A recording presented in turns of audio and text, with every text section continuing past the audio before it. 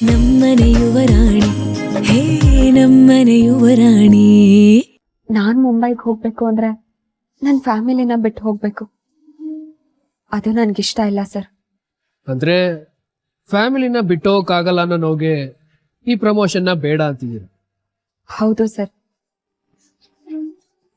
ನನಗ್ ನನ್ನ ಫ್ಯಾಮಿಲಿಗಿಂತ ದೊಡ್ಡದು ಯಾವುದೂ ಇಲ್ಲ.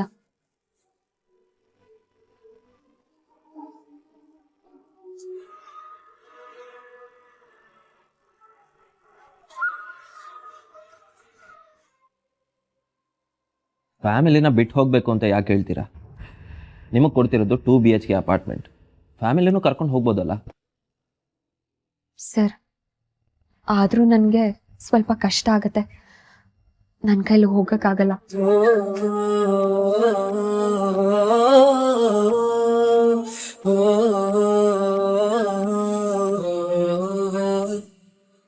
ತಂಗಾಳಿಯ ಸುಳಿವಿಗೆ ಇಲ್ಲಿ ತೋರಣಕ್ಕೂ ನಡುಕ, ಮನೆಗೆ ಬರುವ ಹೆಜ್ಜೆಗಳಿಗೆ ಇರಬಹುದೇ ಮರುಕ. ಅಕ್ಕರೆಯ ಮುದ್ದುಗಿಣಿ ನಮ್ಮನೆ ಯುವರಾಣಿ, ಸಕ್ಕರೆಯ ಒಲವ ಗಣಿ ನಮ್ಮನೆ ಯುವರಾಣಿ, ಹೇ ನಮ್ಮನೆ ಯುವರಾಣಿ. ಆಫೀಸ್ ಸಂಬಳ ಸಾಲ್ತಿಲ್ಲ ಅಂತ ಹೂವನ್ ಕಟ್ಟೋ ಕೆಲಸ, ಟ್ಯೂಷನ್ ಮಾಡ್ತಾ ಸರಿಯಾಗಿ ನಿದ್ದೆ ಊಟ ಕೂಡ ಮಾಡ್ತಿಲ್ಲ ನನ್ನ ಮಗಳು. ಅದೆಲ್ಲ ನಿಮ್ಮ ಕಣ್ಣಿಗೆ ಕಾಣ್ತಿಲ್ವಾ? ಅದಕ್ಕೆ ಮಾತ್ಗೂ ನಾನು ಕೆಲಸ ಮಾಡೋಲ್ಲ ಅನ್ನೋದನ್ನ ಯಾಕೆ ಚುಚ್ಚಿ ಹೇಳ್ತೀರಾ? ನಾನು ಕೆಲಸ ಮಾಡ್ತೀನಿ. ನೋಡಿದ್ದೀನಿ ನೀವು ಕೆಲಸ ಮಾಡೋದನ್ನ. ಚಿಕ್ಕಪ್ಪ, ಅಕ್ಕ ಮುಂಬೈಗೆ ಹೋದ್ರೆ ನೀವ್ ಕೆಲ್ಸನೇ ಮಾಡ್ಬೇಕಾಗಿಲ್ಲ. ಅವ್ರಿಗೆ ನನ್ನ ಮಗಳು ಊರ್ ಬಿಡೋದೇ ಇಷ್ಟ ಇಲ್ಲ. ಅಲ್ಲ, ಭವಿಷ್ಯ ಹಾಳಾದ್ರೂ ಚಿಂತೆ ಇಲ್ಲ, ಇಲ್ಲೇ ಇರಬೇಕು ಅಲ್ವಾ? ಮನೆ ನಡೆಸೋದೇ ನಿಮಗೆ ಸಮಸ್ಯೆ ಆಗ್ತಿದೆ ಅಂತಂದ್ರೆ ನಾನು ನಾಳೆಯಿಂದ ಬೇರೆ ಕೆಲಸ ನೋಡ್ಕೋತೀನಿ. ಕೆಲಸ ಹುಡ್ಕೊಳ್ಳೋದು ಮುಖ್ಯ ಅಲ್ಲ, ಸಿಕ್ಕಿದ ಕೆಲಸನ ಸರಿಯಾಗಿ ಮಾಡೋದು ಮುಖ್ಯ, ಉಳಿಸ್ಕೊಳ್ಳೋದು ಮುಖ್ಯ. ಅಹಲ್ಯ ಕೊಡ್ಸಿದ್ ಎಷ್ಟು ಕೆಲಸ ನೀವು ಮಾಡಿದ್ದೀರಾ? ಹೋದ ಕಡೆ ಎಲ್ಲ ಜಗಳ ಮಾಡಿ ಕೆಟ್ಟ ಹೆಸರು ತಗೊಂಡು ಆಚೆ ಬಂದಿದ್ದೀರಾ ಅಷ್ಟೇ. ಮೊನ್ನೆ ದೇವಸ್ಥಾನದ ಅರ್ಚಕರು ಕೂಡ ನಿಮ್ಮ ಕೈಲಿ ಹೂ ಕೊಟ್ಟು ಕಳಿಸ್ಬೇಡಿ ಅಂದ್ರು. ಎಲ್ಲಿ ಹೇಗೆ ಹೋಗ್ಬೇಕು ಅಂತ ನಿಮಗೆ ಗೊತ್ತಿಲ್ಲ. ಪಾಪ, ಇದಿನ್ನೂ ಅಹಲ್ಯಾಗ ಗೊತ್ತಿಲ್ಲ. ಗೊತ್ತಾದ್ರೆ ನನ್ನ ಮಗು ಎಷ್ಟು ನೊಂದ್ಕೊಳ್ಳುತ್ತೋ ಏನೋ. ಅವಳು ಇಷ್ಟೆಲ್ಲ ನೋವು ಅನುಭವಿಸ್ಕೊಂಡು ಇಲ್ಲೇ ಇರೋದಕ್ಕಿಂತ ಮುಂಬೈಗೆ ಹೋಗಿದ್ದಿದ್ರೆ ಚೆನ್ನಾಗಿರ್ತಿತ್ತು. ಅವಳು ಹೋಗಲ್ಲ. ಚಿಕ್ಕಪ್ಪ, ನೀವ್ ಮಾಡ್ತಿರೋ ಹಠದಿಂದ ಅಕ್ಕ ಈಗಿರೋ ಕೆಲ್ಸನೂ ಕಳ್ಕೊಳ್ದೇ ಇದ್ರೆ ಸಾಕು.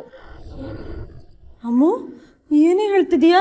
ಇನ್ನೇನಮ್ಮ, ಕಂಪ್ನಿ ಡೆಸಿಷನ್ ವಿರುದ್ಧ ಹೋದ್ರೆ ಅಕ್ಕ ಈಗಿರೋ ಕೆಲ್ಸನೂ ಕಳ್ಕೊಳ್ಬೋದು ಗೊತ್ತಾ?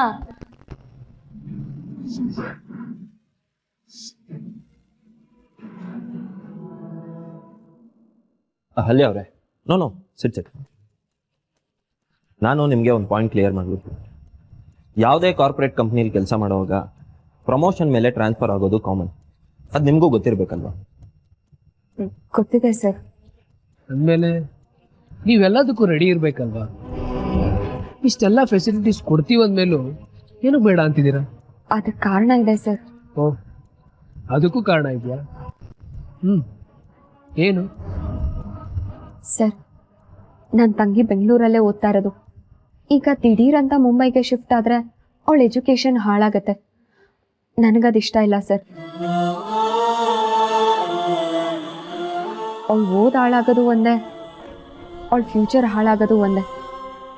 ನನ್ನ ಪ್ರಮೋಷನ್ಗೋಸ್ಕರ ಅವಳ ಸ್ಟಡೀಸ್ನ ಹಾಳು ಮಾಡಲ. ಅದು ಅಲ್ಲದೆ ಅಮ್ಮಂಗೆ ಕನ್ನಡ ಬಿಟ್ಟು ಬೇರೆ ಭಾಷೆ ಬರಲ್ಲ. ಅವಳು ಮಾತಾಡೋ ಕನ್ನಡ ಮುಂಬೈಯಲ್ಲಿ ಯಾರಿಗೂ ಅರ್ಥ ಆಗಲ್ಲ. ಅಮ್ಮ ಒಂಟಿ ಆಗ್ಬಿಡ್ತಾಳೆ ಸರ್.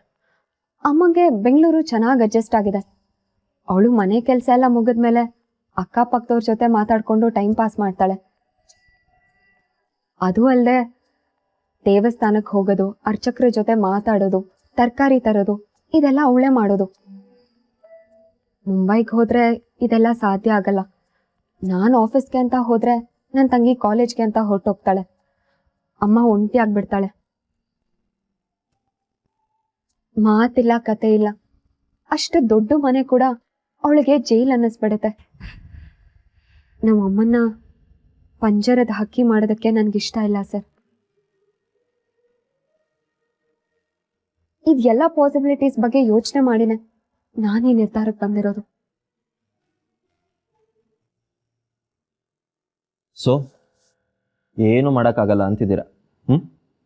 ವಿಷಯ ಇಷ್ಟಿದೆ, ಇರೋದನ್ನೆಲ್ಲ ನಿಮ್ಮ ಹತ್ರ ಹೇಳಿದ್ದೀನಿ ಸರ್.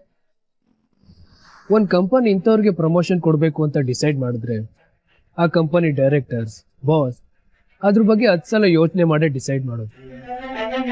ಅದನ್ನ ಬೇಡ ಅಂತ ನೀವು ರಿಜೆಕ್ಟ್ ಮಾಡಿದ್ರೆ ಆ ಬಾಸ್ಗೆ ಇನ್ಸಲ್ಟ್ ಮಾಡ್ದಂಗೆ ಆಗಲ್ವಾ?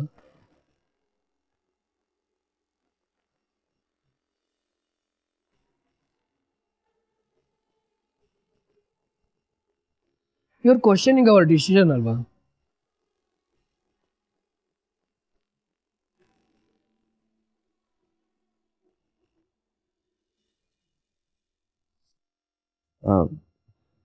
ನನಗೆ ಯಾಕೋ ಇದು ಇಷ್ಟ ಆಗ್ತಿಲ್ಲ ಹಾಲಿ ಅವ್ರೆ. ಪ್ರಮೋಷನ್ ಬೇಡ ಅಂದರೆ ಮುಂದೆ ಇದ್ರ ಪರಿಣಾಮ ಎದುರಿಸ್ಬೇಕಾಗ್ಬೋದು. ಸಾರಿ ಸರ್, ನನಗೆ ನನ್ನ ಕುಟುಂಬಕ್ಕಿಂತ ದೊಡ್ಡದು ಬೇರೆ ಏನೂ ಇಲ್ಲ. ನನಗೆ ನನ್ನ ಫ್ಯಾಮಿಲಿಯೇ ಇಲ್ಲ. ಆಮೇಲೆ ಮಿಕ್ಕಿದ್ದು.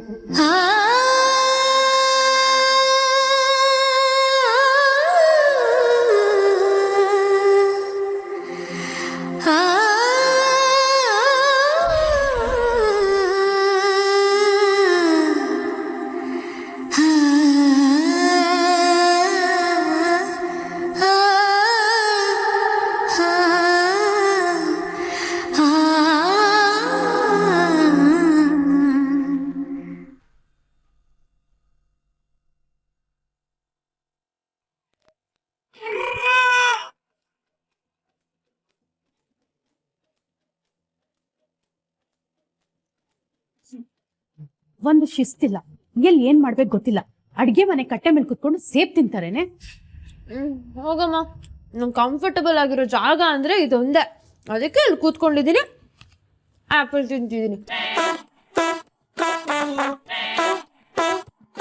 ಅಮ್ಮ, ಹುಡುಗಿ ನೋಡಿದ್ಯಾ, ಹೇಗನ್ಸ್ತು? ನಿಜವಾಗ್ಲೂ ಕಣಮ್ಮ, 100 ವರ್ಷ ಆಯಸ್ಸು ಅವ್ರಿಗೆ ಸಾಕಿತ್ತು ಸೂಟ್ ಆಗ್ತಾರ ಅಂತ ನಾವೆಲ್ಲರೂ ಮಾತಾಡ್ಕೋತಿದ್ವಿ. ಆ ದೇವ್ರು ನೀವೆಲ್ಲರೂ ನೋಡ್ಬೇಕು ಅಂತ ಮನೆಗೆ ಕಳಿಸ್ಬಿಟ್ಟ. ಹುಡುಗಿ ತುಂಬಾ ಲಕ್ಷಣವಾಗಿದ್ದಾಳಲ್ವೇನೆ? ತುಂಬಾ ಲಕ್ಷಣವಾಗಿದ್ದಾರೆ. ಆದ್ರೆ ಅಮ್ಮ, ಆ ಗುಗ್ಗು ಹೇಳ್ತಿದ್ದಂಗೆ ಅಷ್ಟೊಂದೇನ್ ಪರ್ಫೆಕ್ಟ್ ಇಲ್ಲ ಅನ್ಸ್ತಿದೆ. ಓಹೋ, ಮೇಡಮ್ ಅವ್ರಿಗೆ ಅವ್ರಲ್ಲಿ ಏನ್ ಕೊಡ್ತೆ ಕಾಣಿಸ್ತು. ಇಲ್ಲಿ ನೋಡು, ಹನಿ ಏನ್ ಹೇಳ್ದ, ಇವ್ರು ಎಲ್ಲಾದ್ರಲ್ಲೂ ಪರ್ಫೆಕ್ಟ್ ಅಂತ ಹೇಳ್ದ. ಹಾಗಿದ್ರೆ ಸಂಡೇ ಆಫೀಸ್ ಕೆಲ್ಸ ಮಾಡಬಾರ್ದು, ಅದ್ರಲ್ಲೂ ಆಫೀಸ್ ಕೆಲ್ಸನ ಮನೆಗ್ ತಗೊಂಡ್ ಬರ್ಬಾರ್ದು. ಇಷ್ಟು ಚಿಕ್ಕ ವಿಷಯನೂ ಅವ್ರಿಗೆ ಅರ್ಥ ಆಗ್ಲಿಲ್ವಾ? ಸಾಕ್ ಸುಮ್ಮನೆ, ಎಮರ್ಜೆನ್ಸಿ ಅಂತ ಹೇಳಿಲ್ವೇನೆ? ಅವಸರ ಇದ್ದಾಗ ಯಾವ ದಿನ ಇದ್ರೇನು, ಯಾವ ಕ್ಷಣ ಆದ್ರೇನು, ಯಾವ ಜಾಗ ಆದ್ರೇನು. No no no no no, ನಾನು ಇದಕ್ಕೆ ಒಪ್ಪಲ್ಲ. ಈ ವಿಷಯನ ಅವರು ನೆನ್ನೆ ಆಫೀಸಲ್ಲಿ ಕ್ಲಿಯರ್ ಮಾಡ್ಕೋಬೇಕಿತ್ತು. ಈಗ ನಾನ್ ನೋಡು ಕಾಲೇಜ್ ಕೆಲ್ಸನ ನಾನು ಮನೆಗ್ ತಗೊಂಡ್ಬರ್ತೀನಾ? ಕಾಲೇಜಲ್ಲಿ ಮಾಡ್ಬೇಕಿರೋ ಕೆಲ್ಸನ ಕಾಲೇಜಲ್ಲಿ ಸರಿಯಾಗಿ ಮಾಡ್ತೀವೋ ಇಲ್ವೋ? ಏಯ್, ಏನು ಅಂದೆ ನೀನು? ಏನು ಅಂದೆ? ಕೇಳ್ಸಿಲ್ಲ ಅಂತ ಯಾಕೆ ಡೌ ಮಾಡ್ತೀಯಾ? ಕೇಳ್ಸಿದೆ, ಉತ್ತರ ಕೊಡು. ಏಯ್, ನಾನು ಕಾಲೇಜಿಗೆ ಹೋಗ್ದಿದ್ರೆ ನಂಗೆ 98% ಬರ್ತಿತ್ತನೋ? ಯಾರೇ ಗೊತ್ತು, ಮಾರ್ಕ್ಸ್ ಕಡಿಮೆ ಕೊಟ್ರೆ ಎಲ್ಲಿ ಲೆಕ್ಚರ್ಗೆ ಲೆಕ್ಚರ್ ಕೊಡ್ತೀಯ ಅಂತ ಹೆದರ್ಕೊಂಡ್ ಕೊಟ್ಟಿರ್ಬೇಕಷ್ಟೇ. ತರ್ಲೆ ತಿಮ್ಮ. ಅಮ್ಮ, ಸಾರಿ ಅಮ್ಮ, ಸಾರಿ.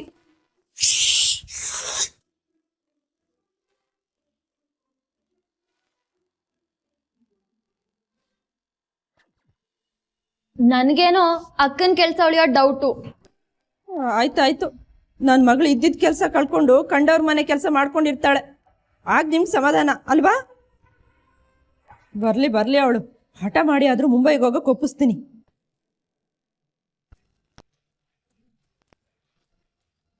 ಅಹಲ್ಯ ಮುಂಬೈಗೆ ಹೋಗಲ್ಲ, ನಾನು ಕಳಿಸಲ್ಲ, ಅವಳು ಹೋಗಲ್ಲ.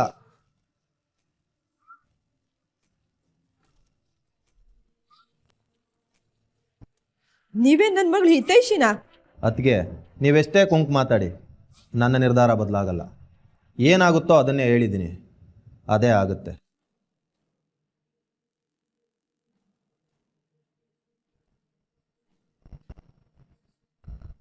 ಛೇ, ಲೇ ಅಮ್ಮು, ನಾವು ಬೆಂಗಳೂರಿಗೆ ಬರಲೇಬಾರ್ದಾಗಿತ್ತು ಕಣೆ, ತಪ್ಪು ಮಾಡಿಬಿಟ್ವಿ. ಅಮ್ಮ, ವಾಪಸ್ ಊರಿಗೂ ಹೋಗಕ್ಕಾಗಲ್ಲ, ಅಲ್ಲಿ ಪರಿಸ್ಥಿತಿ ಬಗ್ಗೆ ನಿಂಗೆ ಗೊತ್ತಲ್ವಾ?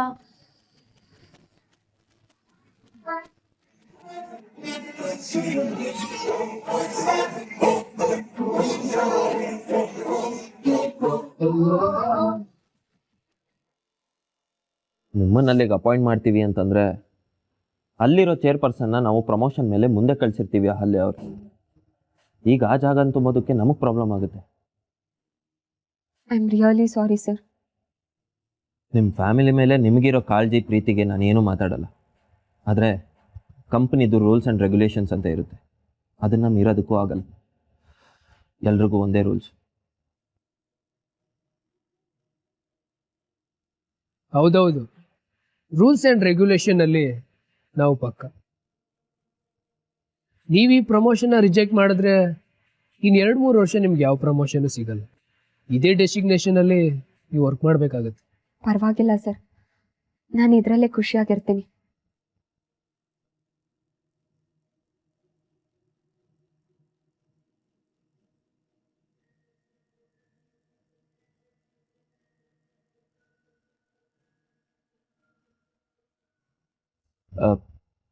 ಸರಿ, ನಾನು ಮ್ಯಾನೇಜರ್ ಹತ್ರ ಮಾತಾಡ್ತೀನಿ, ನೀವಿನ್ನು ಹೊರಡಿ. Thank you sir, thank you so much.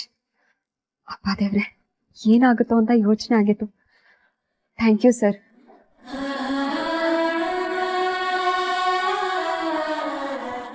ಸರಿ ಸರ್, ನಾನೇನು ಬರ್ತೀನಿ.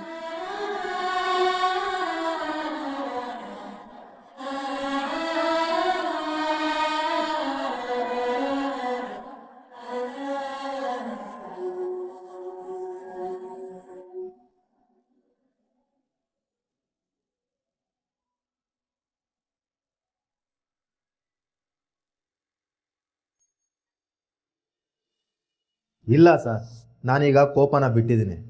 ದಯವಿಟ್ಟು ನನಗೊಂದು ಕೆಲಸ ಹೇಳಿ ಸರ್. ಮ್ಯಾನೇಜರ್ ಅಂತಂದರೆ ಅವನೇನು ದೇವ್ರ?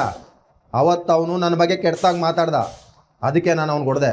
ತಲೆಗೆ ಹೊಡೆದಿದ್ದು ಇಷ್ಟೊಂದು ಸೀರಿಯಸ್ ಆಗುತ್ತೆ ಅಂತ ನಾನು ಅಂದ್ಕೊಂಡಿರಲಿಲ್ಲ. ನಾನೀಗ ನಿಜವಾಗ್ಲೂ ಕೋಪ ಬಿಟ್ಟಿದ್ದೀನಿ. ನೋಡಯ್ಯ, ಮನ್ಸಲ್ಲಿ ಒಂದಿಟ್ಕೊಂಡು ಹೊರಗಡೆ ಬೆಣ್ಣೆ ಮಾತಾಡಬೇಡ. ವಿಷಯನ ನೇರವಾಗಿ ಮಾತಾಡಬೇಕು. ನಿನಗೆ ಕೆಲಸ ಕೊಡೋಕೆ ಇಷ್ಟ ಇಲ್ಲ ಅಂತಂದರೆ ಕೊಡೋದಿಲ್ಲ ಅಂತ ನೇರವಾಗಿ ಹೇಳು. ಅದನ್ನು ಬಿಟ್ಟು ವಿಚಾರಿಸ್ತೀನಿ ನೋಡ್ತೀನಿ ಅಂತ ಯಾಕೆ ಹೇಳ್ತೀಯಾ? ಇಡಯ್ಯ ಫೋನು. ಏನು ಇವ್ನು ಕೆಲಸ ಕೊಡಲಿಲ್ಲ ಅಂತಂದರೆ ನನಗೆ ಯಾವುದು ಕೆಲಸನೇ ಸಿಗೋದಿಲ್ಲ ಅಂದ್ಕೊಂಡಿದ್ದಾನೆ.